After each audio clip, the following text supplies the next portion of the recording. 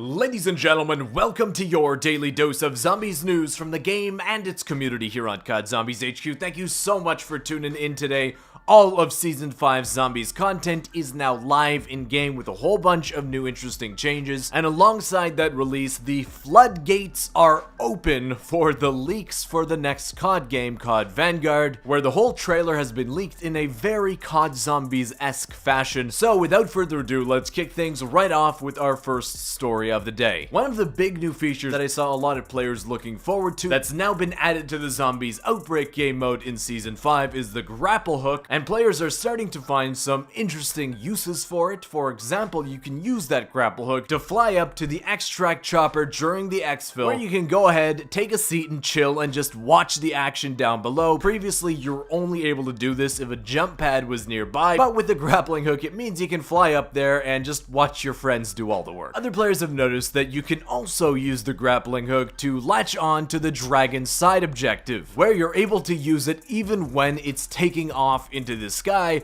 resulting in you going for a little bit of an exciting trip. I will say, from using the grapple in my own Outbreak game yesterday, the range on it is a little bit less than I expected, but it is fun to use and I can definitely see its utility on steps like this retrieval objective in Outbreak. Next up, remember Treyarch made the surprise announcement that they'd be adding some new hidden surprises, some new side Easter eggs into Mauer Der Toten when Season 5 went live. Well, as of this time, no specific new side Easter eggs have been found yet. Remember, a lot of the community were asking for, if Treyarch were to add new side Easter eggs into the map, make them be pretty difficult to find so that the hunt will last longer. But there is some chatter within the zombies community that what they could have added into the map is actually the Mimic boss zombie, where this Reddit user posted up this gameplay with the title, "I see Treyarch, I won't tell anyone what you added into Mauer Der Toten." And as you can see, it's a Mimic that has masqueraded itself as a piece of salvage. Now we know that there's 4 Mimics in total that spawn into the map during the main Easter egg, so this could be like a bugged Mimic from the Easter egg. I have heard one other report of a player that said that they just turned on the power and a Mimic spawned into the map, but at the same time, a lot of other players are reporting that Mimics aren't spawning into their game. So I'm not 100% sure what the deal is here, and hopefully that Treyarch's little hidden surprises message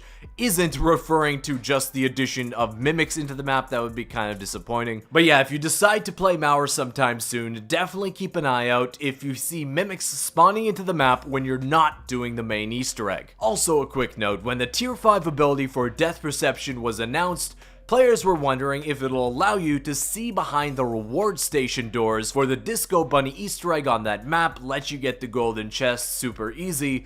Well, unfortunately, for whatever reason, it doesn't work. You can have upgraded Death Perception, you won't be able to see what's behind the reward doors for that Easter egg. Kind of unfortunate. I don't know why it doesn't work here. Could be that the loot chests only spawn into the actual map when you choose a specific door. So because the loot chests aren't actually spawn in, there's nothing for Death Perception to see, and that's why we can't see it, but it is kind of unfortunate. I know a lot of you guys out there were looking forward to using this new perk for that purpose. Next up, with the release of the new field upgrade Tesla Storm, Zombies players are now trying it out and trying to figure out whether it's a really good field upgrade or if it's one that you can pretty much pass on. I've seen mixed opinions on it, but Reddit users like Not Neil does show off that Tier 5 Tesla Storm can totally take down zombies once they've reached their max health cap, while giving you a whole bunch of points along the way. I'm sure the effect when playing solo is a lot less interesting than when you're playing co-op and you actually have the lightning linking between players, but when you're playing solo, instead of using a Wunderwaffe, it's basically you become the Wunderwaffe, where you've actually got to stay near the shocked zombies for quite a significant amount of time before the damage from the field upgrade actually ends up taking them down. But if you stay near them long enough, it will take them down even if they're at their health cap. Next up, the next COD game, COD Vanguard, got its first small teaser trailers today, which is, interesting, but it doesn't show or reveal that much. But what does reveal a lot is the actual full reveal trailer, which has been leaked. And like I said at the beginning of the video, it's been leaked in a very zombies-esque fashion where when the ending cutscenes for maps like Revelations were leaked in the past, they were done when players found the subtitles for the full ending cutscenes within the game files, and that's what's happened to the reveal trailer. We're within the files of the latest Warzone update. Notorious leaker Hey I'm Alex found the full subtitles for the reveal trailer.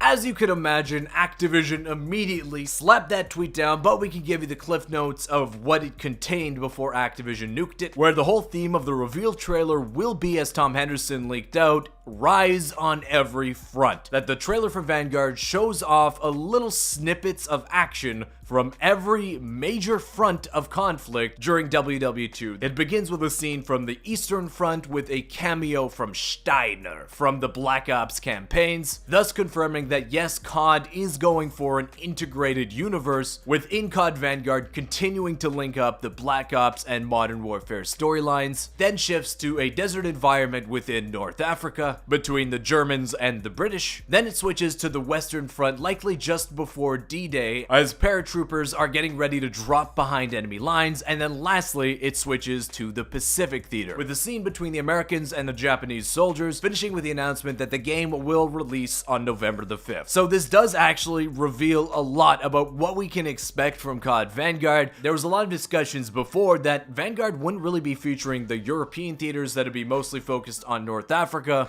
and the Pacific, but with this trailer it confirms that it's focusing on all four major fronts of the war, so it does have the maximum breadth of environments to choose from when creating things like new zombies maps, the campaign, and multiplayer locations. I would imagine that it will be very similar to the COD World at War campaign, where you'll be switching around to various main characters in the 4 different theaters of conflict that we saw in the reveal trailer. The expectation is that while the subtitles are already in the game files, the actual video for the trailer is likely to release at the end of a in-game Warzone event, which is expected to take place this upcoming Thursday, the 19th of August. And while the trailer doesn't explicitly mention the zombies mode, it's more so showing off what Vanguard is all about, focusing on all 4 theaters of the conflict. I wonder if we will actually be getting some more info about the zombies mode in an info dump when Activision allows Sledgehammer to talk more about the features of the game itself. Next up, a quick update for a story we covered yesterday, a big update to anybody playing zombies right now.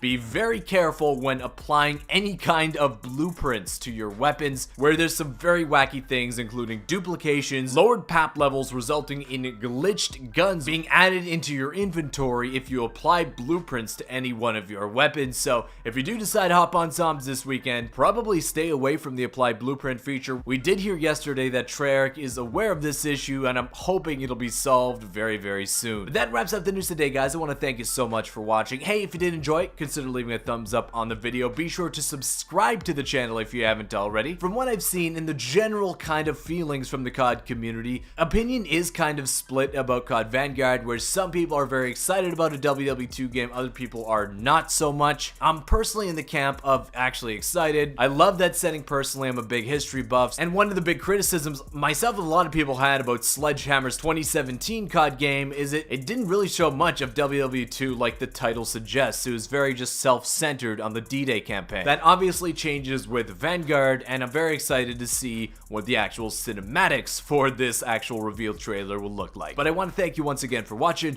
and I'll see you with another Zombies News video tomorrow. Peace.